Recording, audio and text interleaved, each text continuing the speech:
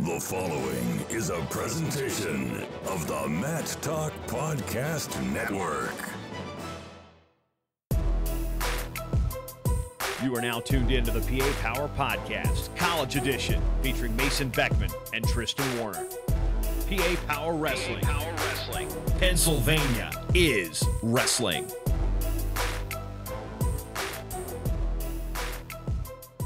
Welcome in, wrestling fans. You are now dialed into the PA Power College Podcast. And as Jason Bryant of the Matt Talk Podcast Network said, I'm Tristan Warner, joined by my main man, as always, Mason Beckman, a.k.a. Beck Diggity. Mason, episode 26. It's been a busy week in all aspects. You got the high school postseason coming up. We're gearing up for sectionals this Saturday. Plenty of college wrestling going down that we need to discuss. You got the Winter Olympics going on in Pyeongchang, South Korea, and on top of that, you got the Bachelor on Monday nights, and you got the Bachelor Winter Games on Tuesdays and Thursdays. I can barely keep my days straight. Why am I not surprised that you know when the Bachelor's on? I have never watched a single episode of anything Bachelor related in my life, yet you know the schedule. Dude, the girlfriend's got me hooked on the Bachelor. It's pretty intriguing stuff. I'm hooked. Unbelievable. But anyway, we should probably talk some wrestling on that note before old Jeff gets a hold of that soundbite and fires me. Right. So anyway, yeah, it's been a wild week. I've covered 3 corners of the United States this week. Was in Arizona, then was in Orlando, and now I'm back home in Pittsburgh. So I guess Pittsburgh's not, the whole way in the northeast corner, but we're gonna count it. It's the Mid-Atlantic region.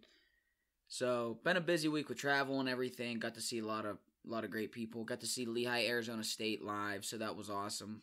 Some really impressive performances out there that we'll get into later. Did you provide coverage out there, or were you just merely a spectator? No, I did coverage. Thanks for following along. I did a write-up. Was it on a Thursday night? That would probably explain where I was. Friday night. Nah, no excuse for that one. So, we were... Yeah, did interviews with Court Schuyler, Darian, and Josh Shields. So go check them out. They're pretty good. But having said that, let's get right on into it. Outstanding Wrestlers of the Week. The first one's about as obvious as possible. Adam Coon, you don't even have to go into this. He did what I think basically all of us thought couldn't be done. He knocks off Kyle Snyder, a guy that hasn't lost a college match since the national finals in 2015. He's, Snyder's the pound-for-pound number 1 guy on planet Earth, not just the NCAA. And now he's not even ranked first at his own weight in the NCAA. And the thing of it is, it has nothing to do with everybody expecting Snyder to win that match. It had nothing to do with Adam Coon. Maybe we all did do a little bit of disservice to Adam Coon. He's a guy that was a junior world bronze medalist in both styles. He's got wins over 3 two-time national champs now in Snyder, Gwiz, and Tony Nelson, which I have to imagine that's a very short list of people who can say that if there's anybody else. I'm sure there's somebody else, but it's got to be an extremely short list. And obviously the size was part of it, but don't take anything away from Adam Coon. He's extremely good. Right? There's a reason he's going to end up as a 4-time All-American, and regardless of how that finals works out, going to be a 4-time All-American and 2-time national finalist if everything holds serve. So, yeah, and I think a lot of people have been surprised by this result, obviously. But I guess when you really dissect the match and just kind of the factors that go into it, I mean, Coon is not only a super talented wrestler, but also a huge heavyweight. And you think about Kyle Snyder coming up from 197 2 years ago, and still, I mean, just wrestling talent alone, Snyder is incredible, but he's still a light heavyweight. And usually those ankle picks are so slick that it probably plays to his advantage how big his opponents are because their feet are slower. But I feel like Coon is just, I don't know if athletic is the right word. Maybe he is athletic, but I mean, he's just such a good wrestler himself, and he's so big. It almost seemed like he was able to thwart, the attacks. And I don't know about you, Mason, but it almost seemed like Ohio State's whole team, but Snyder included, looked a little off, a little sluggish almost. I don't know if something's going around there, but just all those factors combined, it's not a terribly shocking result, I guess you would say. Right, and again, it goes back to the fact that Adam Kuhn has had a very special career at Michigan. What he's been able to do, especially when he's a 4-year heavyweight, is incredible. So, when you really think back, after Kuhn's freshman year, a lot of people looked at him and thought that we were watching a guy that was going to win 3 national titles. You know what I mean? So, and then, obviously, since that point, you've had Gwiz. His career has played out how it did. And then you had Kyle Snyder come onto the scene. Or no, I'm sorry. It was after Kuhn lost in the finals to Gwiz. I think that's when it was. That everybody kind of thought that it would be his time. And obviously, since then, you know, he takes that. What did he take? 1 or 2 years off? I'm trying to remember the timeline. I think just 1. You might be right, though. Well, that's right, because Snyder's first title, the year he beat Gwiz, he beat Kuhn in the Big Ten Finals, and then Gwiz beat him in the semis because Snyder beat Walls. That's what it was, right. Because that was a rematch of the year before's finals where Gwiz beat Kuhn. Is that right? Yeah. Yes. So, yeah, you look at Kuhn's losses and you look at the situations he's been in, he's had an incredible career. And for anybody that's pressing the panic button on Kyle Snyder, Snyder's going to be fine. Yeah, if anything, I think this just makes the weight class even more exciting because, I mean, Snyder had to be either, maybe number 1 on everyone's radar as a lock to win a national title. But when a guy like that goes down, it's kind of like Imar a couple of years ago when he got pinned by Nolf in the Illinois-Penn State duel. It's like the guy that you thought was almost a lock for a national title. It's like, whoa, hold up. Hold the phone. He might have some serious competition here. That's good for the fans. It's the kind of stuff they want to see. Right. So it'll be interesting to see how that plays out. The next couple meetings they have at Big Tens and presumably NCAAs. I have in my head how I think it'll play out, but we're just going to have to wait and see. Tristan, you have another one listed here that I would love for you to talk about. Yeah, I was going to say, I'll mention him, but you can probably give a better synopsis of what happened since you were there. Matt's side, Cortland Schuyler, the District 3 product out of Manheim Township, doing big things for Lehigh now that he's got his spot in the lineup, at least for now, with a 12-3 major, I think it was, over former NCAA champ Jason Surtis, who's now at Arizona State. Mason, you could probably provide a match breakdown better than I could. Yeah, so about a minute in or so. About a minute into the first period. If you've ever watched Court, he's really, really good upper body. And I think Surtis has kind of gotten to know an over-under and relaxed a little bit. And Court just stepped into a Polish that was really, really pretty. I'm actually surprised he only got 2 and 2 out of it. It wasn't a 4 count, but I'm surprised because he normally either gets at least 6 or pins you there. So it was a good job on Surtis' part to fight through it, but was up 4-0, minute in, put boots in on top and just kind of went to work. And it was pretty workmanlike. He beat him up. So I think he got takedowns in all 3 periods. He got a reversal in the second period. That's what it was. Surtis reversed him, and he got a reversal back. He gets out, gets a takedown, gets a stall point. So it was just a really good showing from Court. That was awesome to see. Yeah, he strikes me as a guy who really makes the most of the opportunities he's given, even though he hasn't always been in the lineup. And he also seems like someone who doesn't really shy away from the top-level guys. I know a couple of years ago at the Southern Scuffle, he kind of pulled a couple big upsets and found his way on the top 8 placing podium there at the Scuffle and I don't remember exactly who he beat. You could probably tell me off the top of your head, but like I said, he seems like someone who rises to the occasion and knocks off top guys sometimes who, when he gets the opportunity. Yeah, he does a lot of great things, and he's definitely not afraid to pull the trigger on anything against anyone. So it's always cool to see guys like that get an opportunity to be in the lineup. And Court is a guy that is so much fun to watch compete, and he's a good kid, a good teammate. So everybody in and around the program is excited to see him get a shot. And then the last OW of the week. This isn't college, but I have to do it. My alma mater, Reynolds, just won back-to-back dual meet state titles and 3 straight team titles overall. They won the dual, than the individual tournament last year, and they won a dual again this year. So, shout out Coach Casey Taylor, the whole Reynolds wrestling family. That's awesome to see. Always get excited about that type of stuff. Good to see that the tradition lives on even after you got rid of that real scrubby kid that graduated in 2011. Yeah, that kid who walked kind of funny and just hit dumps and tilts. Right. And occasionally would wrestle on a knee when he had a lead. He didn't even need a lead to do it. He would sometimes do it in situations that made zero sense. Right. Yeah. Well, while we're talking about high school, this is a topic we wrote on our outline that we wanted to at least graze. And while we're talking about it now, we might as well. Kiski versus Becca on Twitter. This very mixed feelings about this whole thing. So for anybody that hasn't seen it or hasn't listened to Jeff and Eric's podcast where they go in depth on this whole thing, 30,000 foot view, Becca, Bethlehem Catholic, wins the AAA dual title over Kiski in the finals. Bethlehem Catholic, obviously being a private school, their feeder program is what it is Weaver Elite, the club that runs out of Becca's room, right? So that's where all those kids come from. So the kids grow up as far as their youth programs in a Nazareth, in a Freedom, in a Catasauqua. Some of them grow up across the state line in New Jersey, right? But they enroll in Bethlehem Catholic when they get into high school.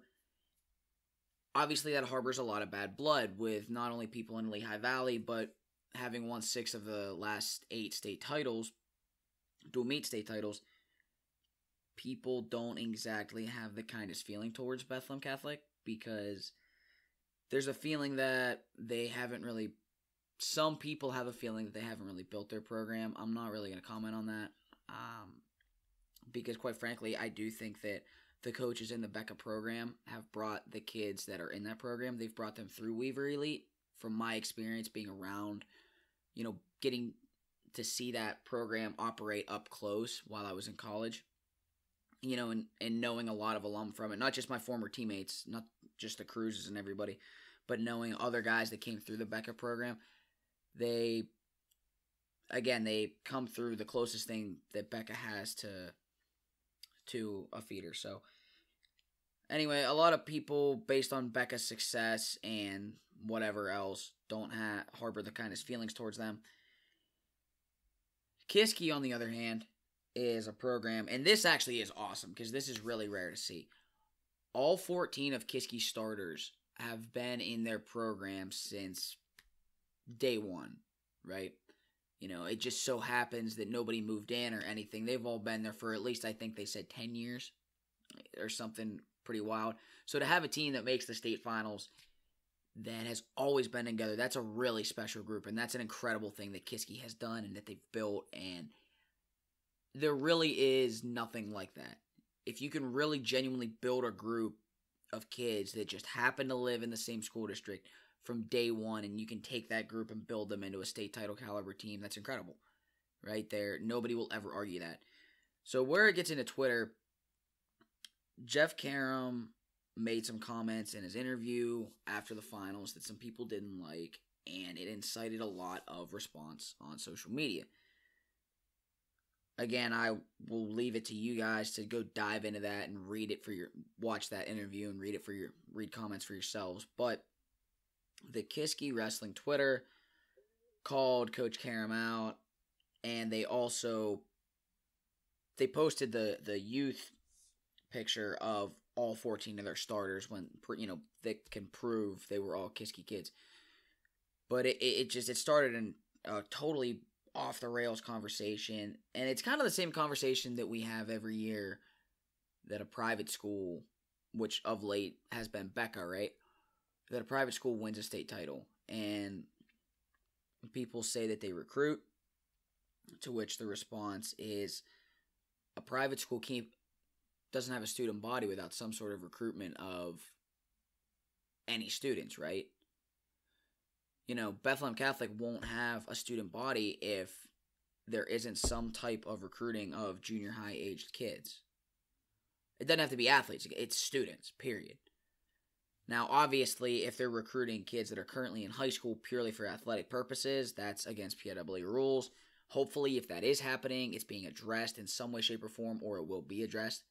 I don't know that it is. I'm not speculating one way or the other. I'm not getting into that he said, she said crap, right? Plus, this is a college podcast, so I'm not diving into that.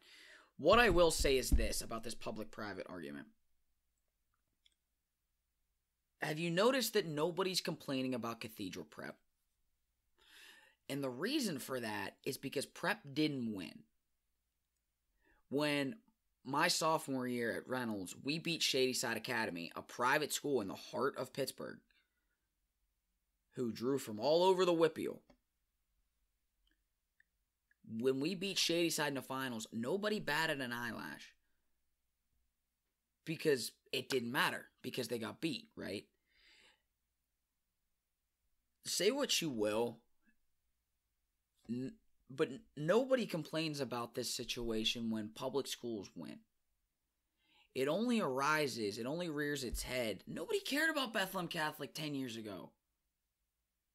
They weren't even AAA. Right, yeah, they were AA. And trust me, I can tell you, as a AA kid, nobody cared about BECAHI. Because they weren't winning. Not state titles, not as a team. You know, they'd have kids that, Zahid, Haddad won a state title. Both Cruz brothers won state titles and everything. Although the Cruz brothers were kind of the start of the dynasty that they've had. But back when Zahid won a state title at heavyweight, nobody cared. Because, okay, whatever, he goes to private school, good for him.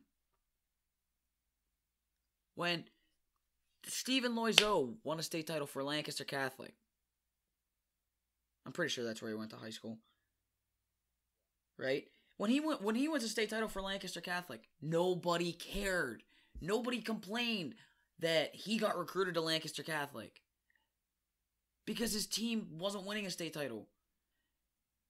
This argument to me, and look, I get that, I understand why people complain, and I understand why there are situations where, BECAHI has kids that live in New Jersey. I fundamentally agree that that's out of whack, and that could that be changed to make a little bit more sense? Yes. But as the rules stand right here and now, they aren't doing anything wrong. So unless the PIAA is going to change the rules, or unless somebody has a way to petition the PIAA to change those rules, then the only solution is to get better. I realize that that's very easier said than done, but you know what? That was what we did. When BECAHI beat us, when I was in high school, we turned around and we tried to get better. And frankly, for me, I would rather these schools be in there. Because I would rather have to go through somebody like that to win a state title. I wouldn't want to have to hide behind... I mean, I don't know. I don't want to get... Even though I've already taken up way more time than I wanted to. Yeah, but, I was going to say, let's let it float from there. But, yeah, like you said, if the fans want to dive into the Twitter, if they haven't already seen it, they can. Like you said, it's more of a bigger issue of not necessarily BECAHI. It's really just the private versus public. It's something that's never really made sense to me. But as you said, the way it stands, that's how it is. So better to just head to the grindstone than, I guess, complain about it, I guess you could say. But I will say, I thought that picture that Kiski posted, even if it wasn't like a shot at BECAHI, I thought it was just a cool, fun fact type thing. Like, look, all of our guys have been together all this time. Because, I mean, even public schools that aren't private, they get kids moving around all the time. That happens. So. Oh, absolutely. I mean, so I just thought it was a cool thing that they did that. I mean, right. No, I don't know what their intention was, but cool either way. Yeah, I think the fact that the Kiski's group has been together the entire time, I think that's awesome. So. And we wrestled Kiski earlier this year with Cumberland Valley, and they were dominant. I will say that they had some really tough kids, and they have some tough young kids too. They're not going anywhere. So shout out to them. So let's move on to challenge bricks for the week if we got any real quick. My challenge brick is Pennsylvania weather because I spent a week between Arizona and Orlando and had to come back to cold weather.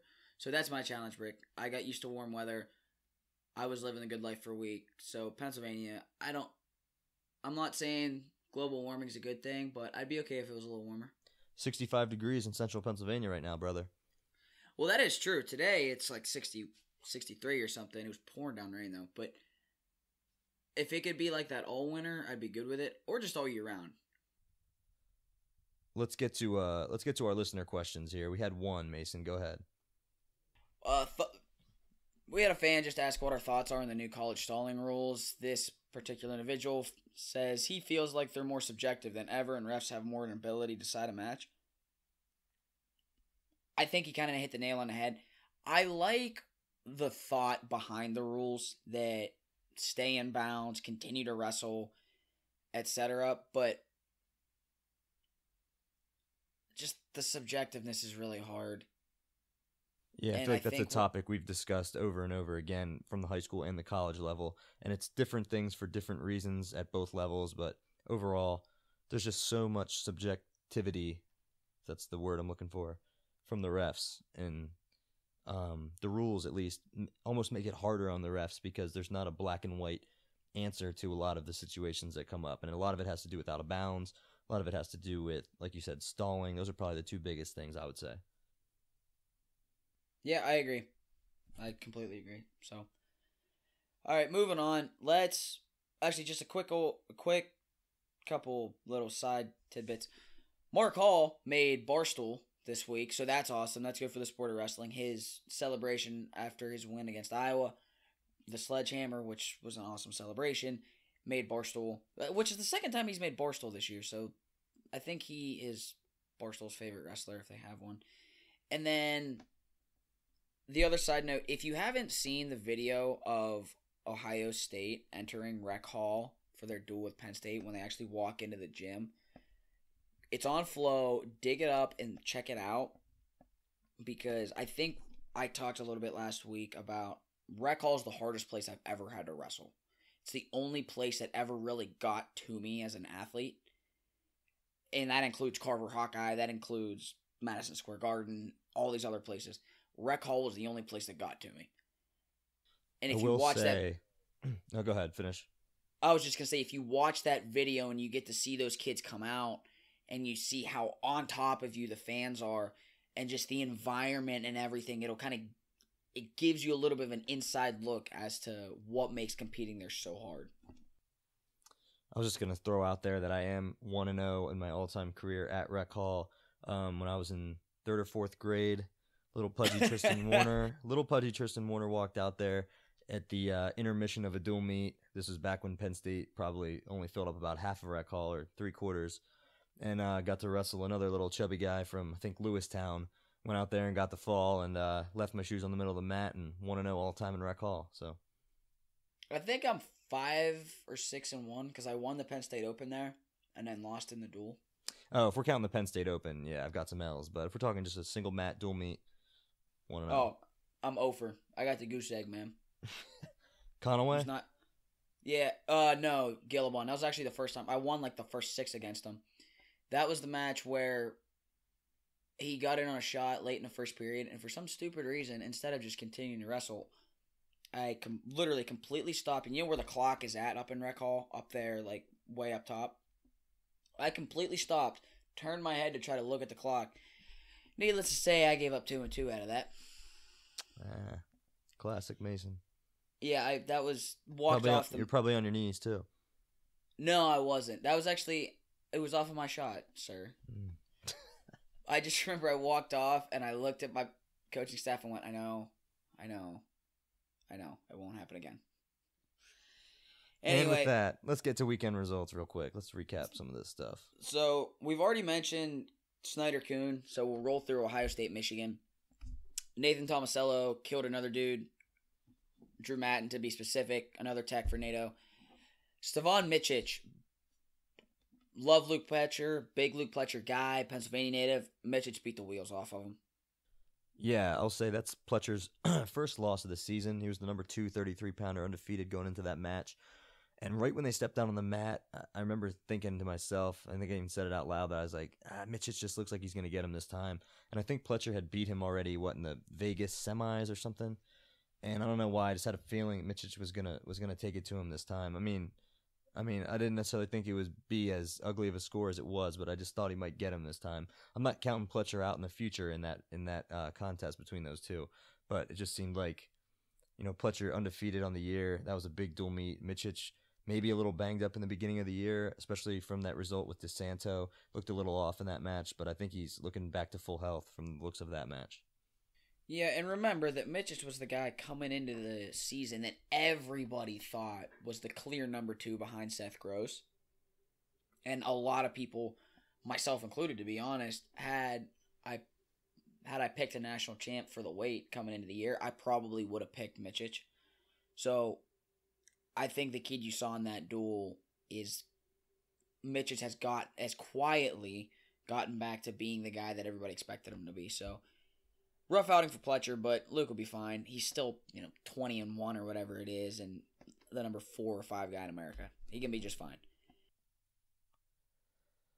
Yeah, moving up through the weights, yeah. Pantaleo, Micah Jordan. What were we going to say about that one? It was just kind of all over the place. Pantaleo went out, took him down, cradled him up, and almost pinned him and spent all this time trying to pin him, and you could tell period ends and wore Pantaleo himself out lets a him little go. bit. Oh, man, he was just cooked. And Mickey almost dug himself out of the hole. So that was bonkers. Logan Massa beats Tayshan. Tayshan hasn't won a match since January 5th. Yeah, he seems like he's had a little rough second semester, I would say. Remember, we were talking about him in the beginning of the year. Like, this guy's a legit high All-American contender.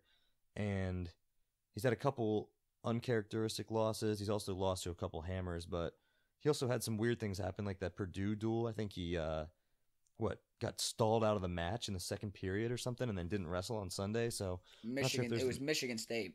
Michigan State, yeah. I'm not sure if there's an injury or sickness or what, but he has looked a little rough. But he's also running into some pretty tough opponents. He just had Cenzo last week. He's had Logan Massa this week. So yeah, not an easy schedule for sure. It's that Big Ten February grind from what we talked about.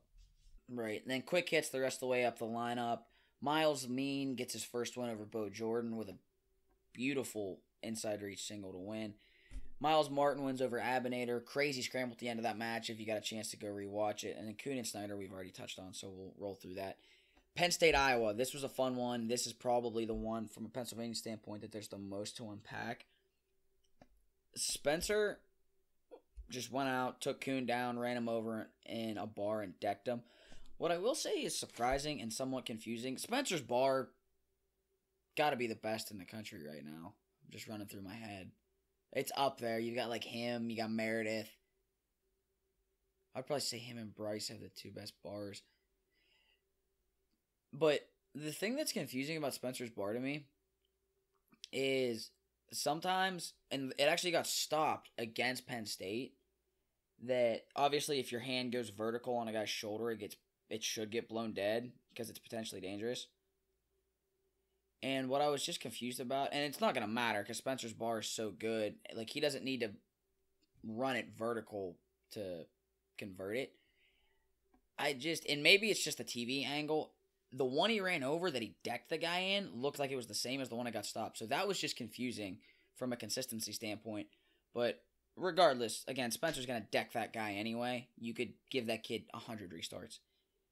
And that's probably true of most. Yeah, sometimes the ref is subjective with that too. It depends. Sometimes the guy on bottom's kind of screaming out of it, or right, and it's acting job, making it seem like it's worse than it is. Because the same thing goes with a power half. I never really ran bars, but it was so frustrating when you wrestle one of those limp arm guys, and try to run a power half, and the guy almost puts his arm in that position where it looks really bad. But those are in the my worst. opinion, as the top guy, it's like, if it hurts that bad, then go over. Like, I really can't stand the whole limp the arm over and then start to cry out of it and the ref stops it. That's just the worst. So. Oh, I agree that's garbage. And again, I'm not trying to say this or the other thing. I don't think Spencer's trying to do anything illegal. No, I'm just saying that I think the inconsistency in getting it blown, stopped or not, is sometimes on the ref, sometimes it's on the guy on bottom, what kind of reaction he's making out of it, almost like an acting job. It's like the old soccer yellow card. Right, and they definitely give those high-level guys... look, I wrestled Logan Stieber. I can tell you without question, Logan got away with stuff running his bar and the stuff he did on top that absolutely nobody else in America ever could have. Yeah.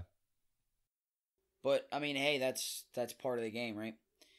So anyway, Spencer's really, really good. This we knew. 33, not really much to discuss. 41, Nick Lee wins, surprisingly close. He's had a couple of those recently. Not really sure what's going on there, if anything. Sorensen and Zane. Zane continues to do Zane things. I actually kind of feel bad for Brandon Sorensen because he's going to end up with an incredible career. He'll be a 4-time top 4 All-American because I'm assuming he's going to make the finals again this year. Couple-time national finalist, and the poor kid just can't beat Zane, who's one of the best to ever do it. So, Sorensen was just born in the wrong year. That's really all that need to be said there. Yeah, I mean, he's given him some tussles over the years, too. I mean, last year in the duel, I think it was like 9-8 tiebreaker or something. Yeah, I think Zane that was might have really been the sick, only... but still, I mean... that was the only one. Yeah. Even in the match, I mean... He definitely battles Zane closer than most guys can. We'll say that. Yes. Even a 5-1 victory or whatever, a 5-2 that it was this past weekend.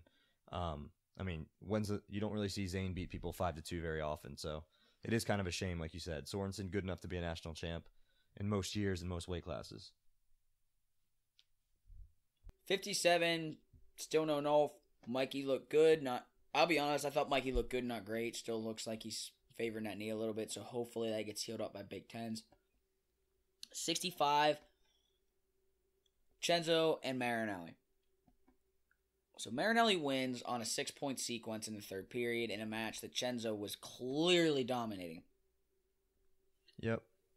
My question to you... Why? Why does Cenzo step in there? I think someone said this to me, and I think they were right. Kind of got caught up in the heat of the moment. I think he's like you said, he's clearly dominating the match. He's so good in the upper body stuff with his inside trip and everything. And he's got a 5 or 6-3 lead at this point in the match. Third period, the crowd's into it.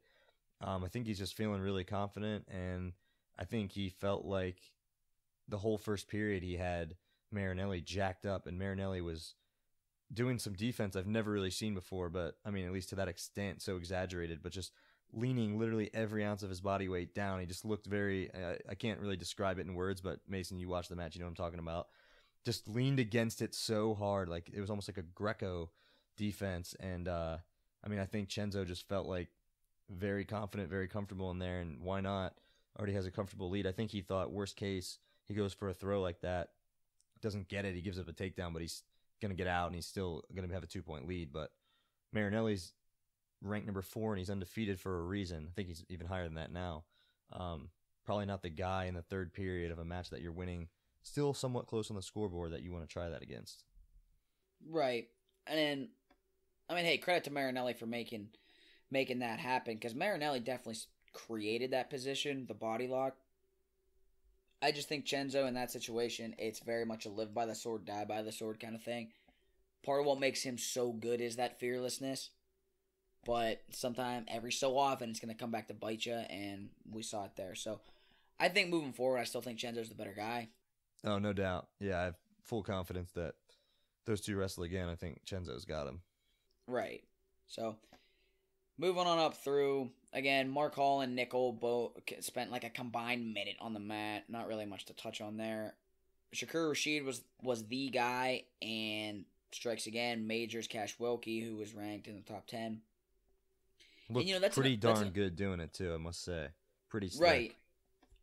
That's the other interesting thing about Rashid is that one of the question marks about him was he was pinning everybody, right, in the first minute and a half. Could he sustain 7 minutes? He was continuing to go find points late in the match against the guy that was in the round of 12 last year. So I think that answers that question. I'd agree. I also think that performance probably cements him as the guy.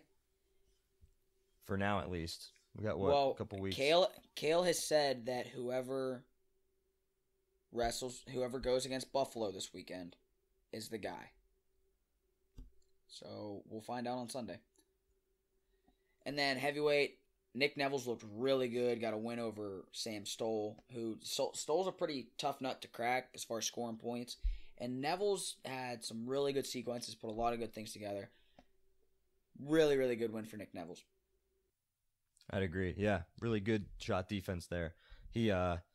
Stoll had that leg deep. It really looked like Neville's was kind of in trouble, and he not only had great hips and sprawled on him, but he limp-legged beautifully. Never really seen a limp leg in that way. He went forward with it, came around back for the 2. Really impressive win.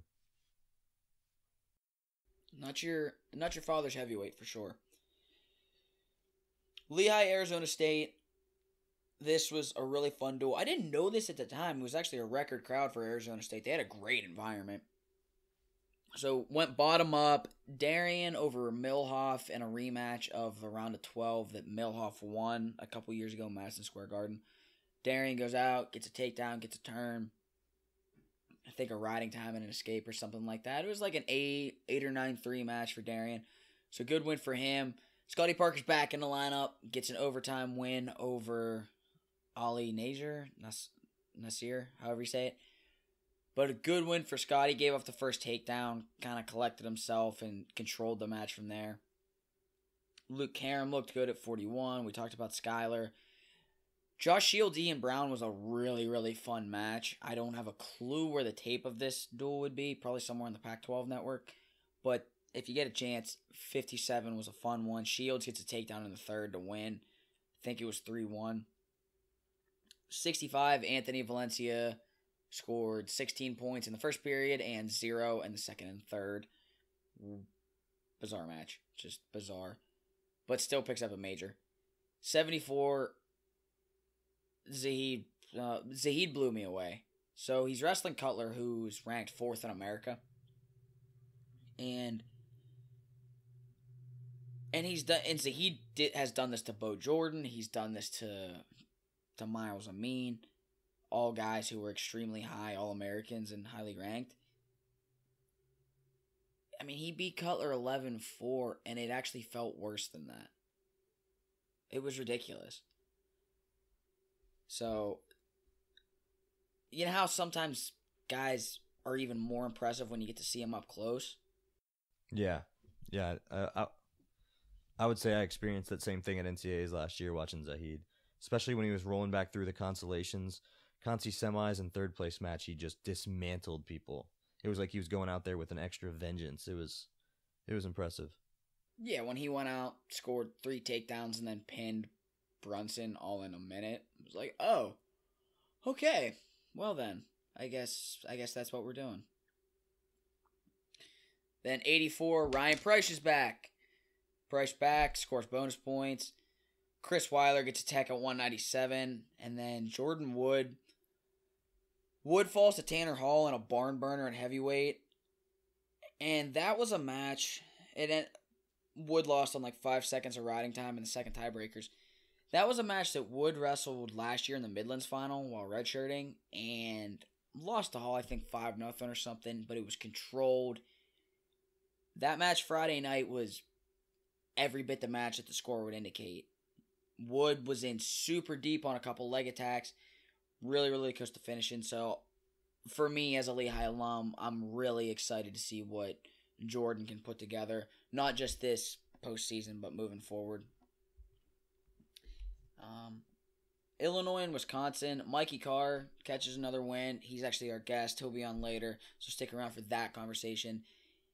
The other thing in this dual meet, Imar came down like the hammer of God on Evan Wick, who's ranked, I think, 5th or 6th in America. So Imar looks really good. South Dakota State and Pitt. Seth Gross teched Forys in less than 3.5 minutes. That's crazy. It's outrageous. Especially the way Forys is built, you think that he'd be pretty hard to turn. And he's just really good. What Gross is doing is bananas. Absolutely bananas. As Gwen Stefani would say. Bananas. Right. Is it bad that anytime I have to, like, write out the word bananas, that's the song, that's what plays in my head? I think that's what it's there for. It's a good use of your resources. That's a fair point. 90s culture coming at you. So, other wins in that duel for Pitt were Ryan Solomon, Jake Wenzel, and LJ Bentley, all with good wins. Some other results buzzing around the country. Clarion 30-9 over Bloomsburg. Cornell 22-13 over Drexel. Austin DeSanto only scored 2 points. So somebody screenshot that result because that will be a career low. Drexel wins 25-16 over American. Again, Austin DeSanto was involved in a wall-to-wall match with Josh Terrell. It's out on, I think, the Patriot League Network. You can go rewatch that. So if you do get a chance, go check it out. You will not be disappointed. It's like 12-10 in overtime. Gage Curry gets a win, Pennsylvania native for American. Other results, Cornell 32-9 over Penn. Edinburgh goes 0-2 at Oklahoma and Oklahoma State. Penn wins 21-18 over Columbia. Pitt wins 23-10 over Duke. Binghamton 21-12 over Bloom. Lock Haven 28-12 over Clarion. Lock Haven's got a good team, man. And then Army 22-19 over Bucknell. So any thoughts on that, Warren Triz? Nope. I think you covered it pretty well. I say we roll right into our weekend preview. This is the second to last weekend of regular season? Last one. Last one. Okay, that's what I thought, because Pac-12 is coming up pretty soon. Last week of the season. Can't hold anything back now. That's right. Great Waterboy quote there. Look at you, picking it up. That's my second 90s reference today. That's great. Weekend preview. So, Lehigh wrestles Oklahoma, then Pitt. The Oklahoma duel, not a ton of high-profile matchups, but in the Pitt one, you'll see Darian Cruz and Bentley. I would probably say the premier matchup of it is Scotty Parker, Dom Forys. Both guys, Scotty an All-American, Dom Forys around a 12 guy. So that'll be a fun one. Those two have wrestled a bunch of times throughout their careers, so always good to add another chapter to a rivalry like that.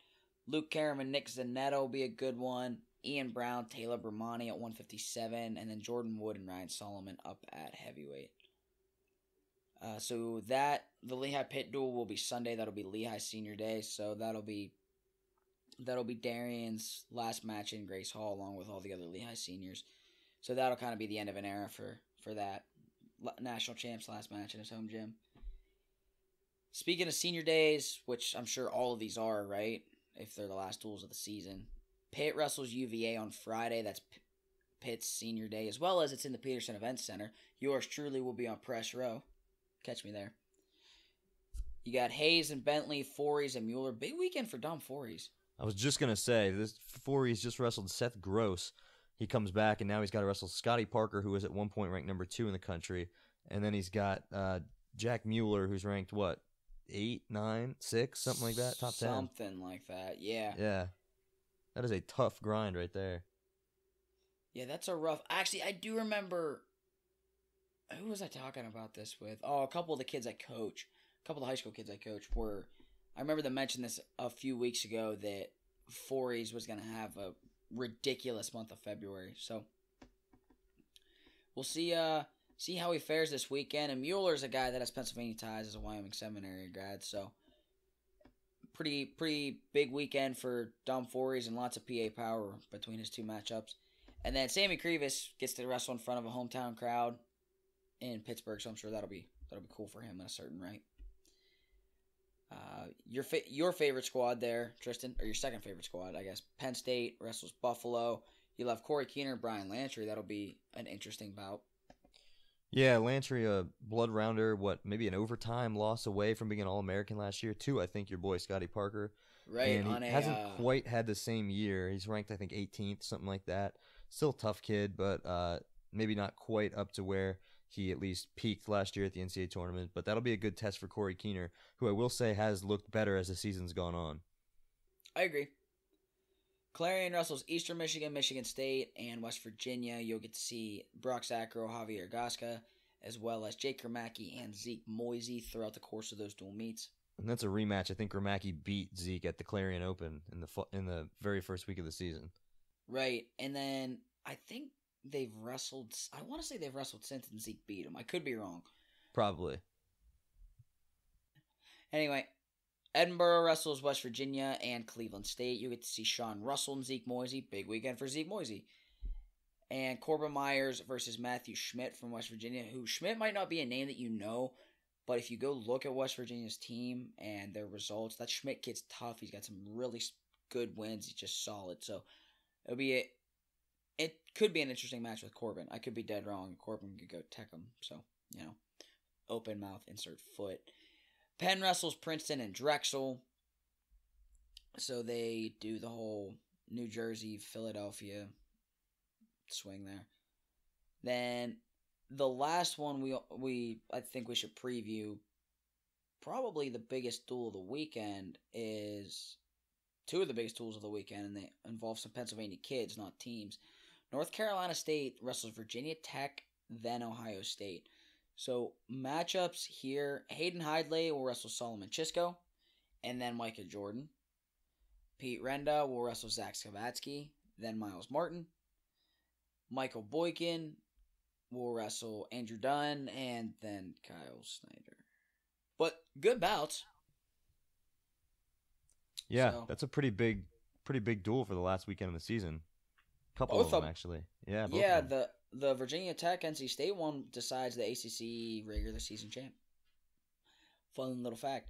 And I saw a stat that they're two of the 4 winningest dual meet programs since Popolizio took over at NC State.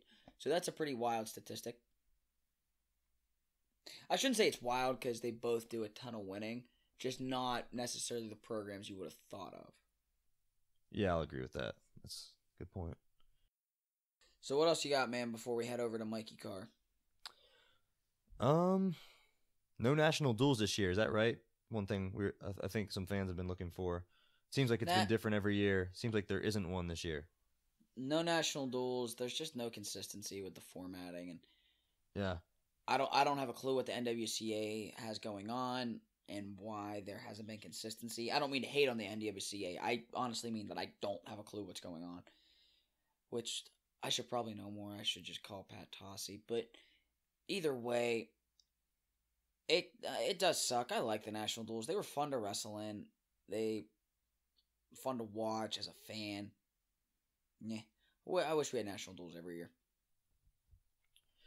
Only other thing I had, have there ever been 4 guys in a starting lineup with the same last name? And I'm pretty sure they're all brothers. The Duke wrestling team has 4 fine silvers in their starting lineup, and I'm pretty sure at least 3 of them are ranked in the top 20 by Intermat. Maybe all 4. Is that crazy? That's pretty wild. 4 brothers. First of all, 4 brothers, it's a movie. Andre 3000 and Mark Wahlberg are in that movie. But cinematic works aside, have there ever been 4 brothers in the same lineup at the same time? I don't know. I mean, if you look at a Duke box score, it's pretty much like watching the Fine Silver family versus another team for half the matches.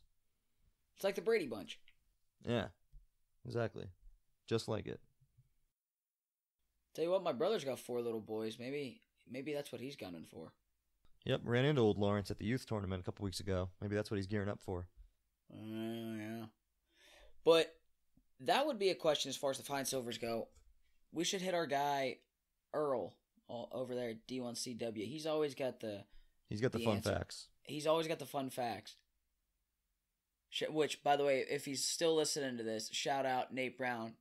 He loves fun facts. Fun facts of all kind. So shout out Nookie Brown just because. Shout out Nookie Brown because I've never met someone who likes fun facts more. He even made up his own hashtag on the Twitter, and that hashtag is Fun Facts with Nookie. Definitely have to have the fans check that out. So I'll have to tell Nate to start tweeting out more fun facts too. But yeah, we'll hit Earl, and if he doesn't know it, maybe JB will. But I gotta believe it hasn't happened very often. So anyway, let's throw it over to our interview with Mikey Carr. Right, we'll head over to Mikey Carr, and then we'll bring it back, and Tristan will take us out. So here's our interview with Mikey Carr. He was a 2-time state champ in high school, He's now one of the best 141s and freshmen in America for Illinois. Mikey Carr. Mike, thanks for joining us, man. Hey, how you doing? Good, man. I'm happy to. Go ahead. I just want to thank you for having me on the podcast. Yeah. Thanks for coming on, man. We've been following you along all season, and it really looks like you've had a great year so far, heading into Big Tens, and it looks to us like you've kind of been getting more and more comfortable as the year's gone on. Being in the lineup for your first time and everything. What's freshman year been like so far through the regular season, and what have you learned as the year's gone on? Well, the first, just starting out, I had no experience coming in this year in collegiate wrestling. I had an injury last year that didn't really give me a redshirt season. I redshirted, but I got no collegiate matches because I was out for the entire year because I tore a couple of things in my knee and had surgery. So, our first 3 matches were at very large venues, Missouri and Fresno and Iowa. And it was pretty nerve-wracking starting out. And, the first half of the season seemed very kind of like almost like suffocating. But as the season gone on, I got more comfortable and less nervous as I was wrestling. And I kind of started to, adapt to wrestle on the mat like I do in the wrestling room. So, you've got a guy in your room that is obviously a pretty rare guy in Isaiah Martinez. What's it been like to not just be around him, but to be able to pick his brain, to learn from him, and just to see the way that someone who's been that successful, what they operate like every day? It's pretty special because Isaiah is a unique wrestler. He looks at wrestling a little bit differently than everybody else, has a little bit, different opinions on things here and there, and it's actually, it's pretty neat. He relies on a lot of strength and power in his style of wrestling, and it's nice to be able to pick a few things. He's real good with the underhook and that, and then there's the other there's the other part of wrestling, which is mindset that he has a plethora of wisdom on. Whether it's confidence, training, whatever it is, has to do with mindset. He's great, with keeping you confident and working hard and training hard. As the season's gone on, like I said earlier, your results have really continued to climb. You've got wins over guys like Chad Redd, Nate Lemix, and Cole Weaver. With wins like that coming, in kind of the back half of the year, where's your head? Where's your confidence rolling into Big Tens, kind of coming off wins like that? Confidence is pretty high. Still going to, nitpick with the mistakes I made in those matches and get ready because I'm going to see those. Definitely 1 or 2 of those guys in the Big Ten tournament. I'm confident in wrestling. However, I'm still wary on, how they wrestle. They're great competitors. And I'm going to have to be able to, study them a little bit because now they know how I wrestle and, go out there and, just wrestle hard. But, with those wins, it definitely built my confidence up and has given me, great outlook on this tournament and being able to go in there and win it. So you guys went through, a little bit of a coaching change. Mark Perry was a guy that was kind of a fixture in your program. I'm sure he was a big part of your recruiting process, or at least some part of it. What's the transition, what was the transition like with Coach Perry leaving and then an Illinois legend in Mike Poeta coming in? What's that been like, and what has Coach Poeta done for you? It's actually been pretty great. Coach Poeta really, he really connects to every single guy in the wrestling room, whether it's Isaiah or whether, it's some guy that's not going to get to see the match. Coach Pletta, makes a connection to every single guy. He's very personable. He's like I said, with the mindset and confidence thing, he has it all there too. He's helped me out a lot with confidence and my nerves, because he said he used to go through a lot of similar situations that I was going through early in the season when he was in college, and he really helped me to gain confidence and really settle down my nerves. Other than that, he's a great technician. He brings a lot of energy to the room. He's always in a very consistent mood, and that mood is always on the upswing, confident, positive, and just getting 1% better every day. Another one of the guys that you have on staff out there was a Pennsylvania native who won a national title for for Penn State. I'm sorry, and Jeremy Hunter. Did Coach Hunter, being a Pennsylvania native, kind of especially a Pittsburgh area native like yourself, did that have any effect in you going out there, having somebody that you could relate to about that, and has that helped you in your time there? Absolutely. That's probably one of the main reasons I came here, was because of him. Me and Coach Hunter have a great connection. We're really close. We share, a lot of similarities both on and off the mat. But he's probably been my, my main guy. He helps me out with most of my training. He always comes in for extra sessions. He really has molded the way I've been wrestling since I got here.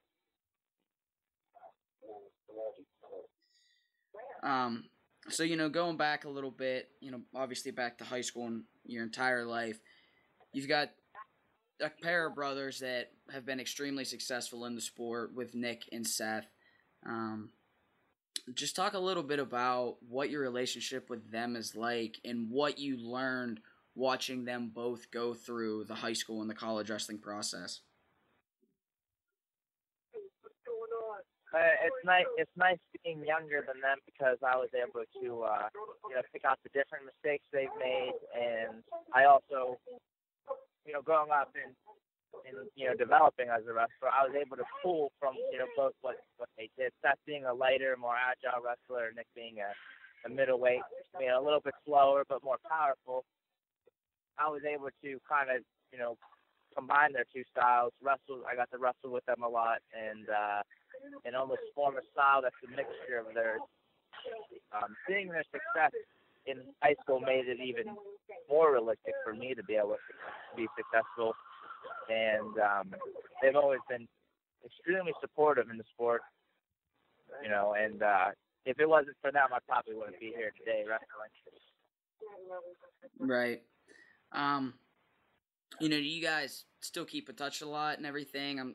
Do you still talk to your brothers about some of the stuff that you go through on a day-to-day and a week-to-week basis, knowing that they've been through a lot of the same? Oh, absolutely. I talk to my brothers every single day, and we always talk wrestling, other things too. But they know what I'm going through. They've gone through it, and they know how to touch upon the subject when appropriate. Right. So, this year NCAAs are in Cleveland. Obviously, I know you're focused on Big Tens, but for you, I'm sure you don't get to compete very close to home very often. So you've got your first two chances to wrestle at NCAAs are in Cleveland and Pittsburgh. Is that something you have in the back of your head at all? Something that you kind of look forward to? Yeah, I do look forward to competing close to home. I'm sure a lot of people from my area will come out to watch me, wrestle an NCAA tournament, which would be nice. And, it's going to be exciting to be able to go back that way. I don't get to go back that way very often. I know the next year it's actually in Pittsburgh, so it's even more exciting. But yeah, it's definitely something to look forward to. Our spring break is actually right after the NCAA tournament, so I won't have to go very far to visit home. So it's all very exciting, from wrestling to being able to get home. Well, awesome, man. You know, I pretty much everything I've got, so, you know, I'll kind of give you the floor. You got anything else for us heading into your first Big Tens and NCAAs? No, that's all. Thank you. All right, thank you, man. Good luck the rest of the way. Thank you very much. All right, bye.